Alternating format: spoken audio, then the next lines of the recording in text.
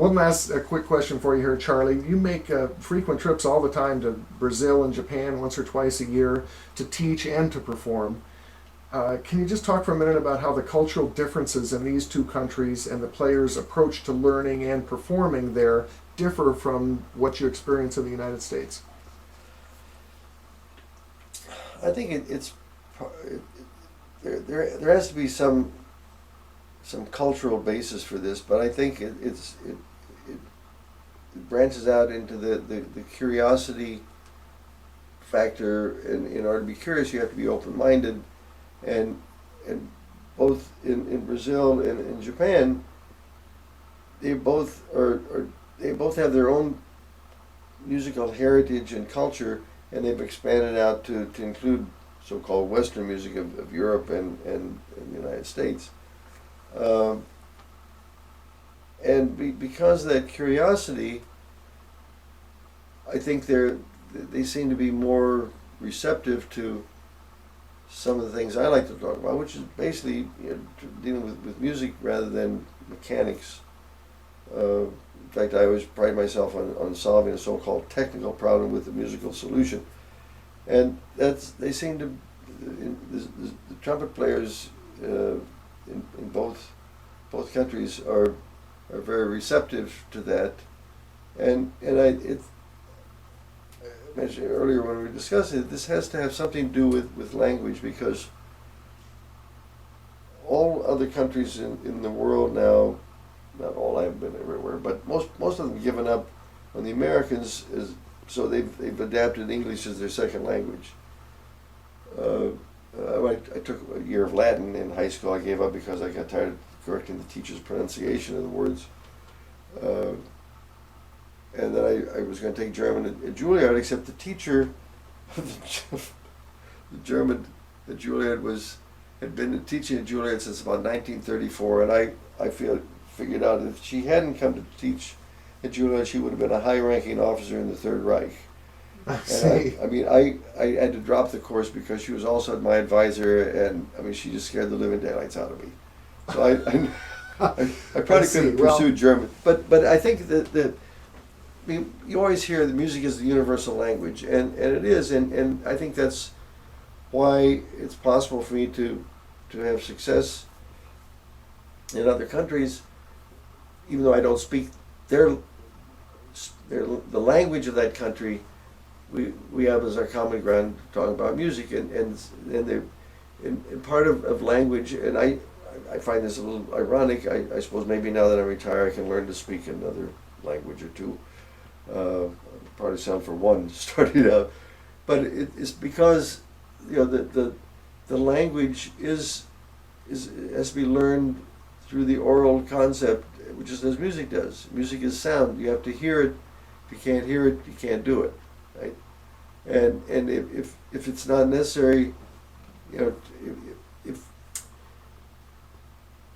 if the oral part of it isn't the dominant one, then it becomes very mechanical. We made the complete loop back to why do people sound the way they sound, and that is because they haven't expanded their horizons enough. I've seen in the last quarter of a century the overall awareness and level of playing just keep going up and up and up, both in Brazil and in Japan. And it's I find it very, very rewarding to think that I may have had a small part to influence on that. And now that you're retired from the orchestra, you're starting to play more and more as guest soloist all over the map. You're running all over, and even more than you were when you were in the orchestra. And are you enjoying that? Is it fun? Yes and no. I never had a big desire to be a soloist. I enjoy playing the standard, so-called standard solo repertoire. This past year I played the Tomasi Concerto with the Fargo Moorhead Orchestra, and played the Artudian with the Valley Symphony down in McAllen, Texas. It's only I think the second time I performed the Tomasi with an orchestra, and the previous time was about 10 years ago when I did it in Japan. Yeah, I enjoy it, but I mean, I'm even thinking of trying to find a manager or an agent who can, sort of find jobs. I'm not looking to play 30 or 40 concertos a year. Right. 30, 40 performances, they're not that many concertos. And I don't, I'm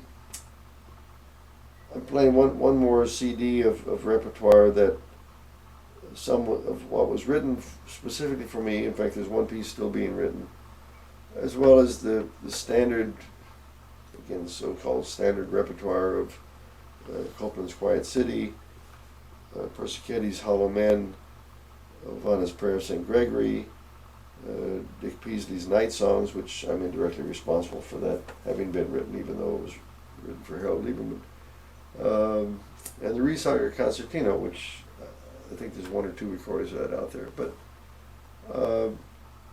those are pieces that are part of the trumpet player's solo repertoire, and I guess I want to put in my 2 cents worth for the interpretation of those pieces. Now, how many CDs now are there out as of the latest one is mostly cornet, but also some other stuff, Songs from the Heart. Yeah, that one is that the 5th CD? Yeah, that's the latest one. It's only been out for a couple months, even though we did the recording last August, and the CD itself was available probably a month later. But it takes time to get all the other, the insert and everything else taken. So where is that available? You can get it from Amazon. You can get it directly from Helicon Records.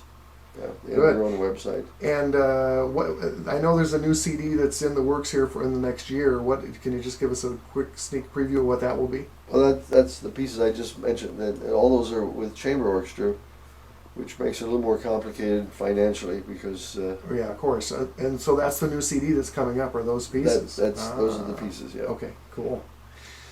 So Charlie, if people want to be in touch with you and know about this CD release date when that becomes available, or if they want to hire you as a teacher or a guest soloist, what's the website address and how do they contact you?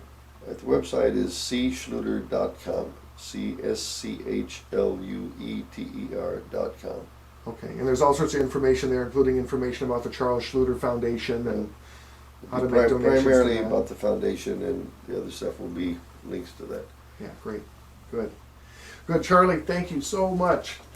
Great interview. Thank you. Thank you. Thank you. Thank you. Yes, sir.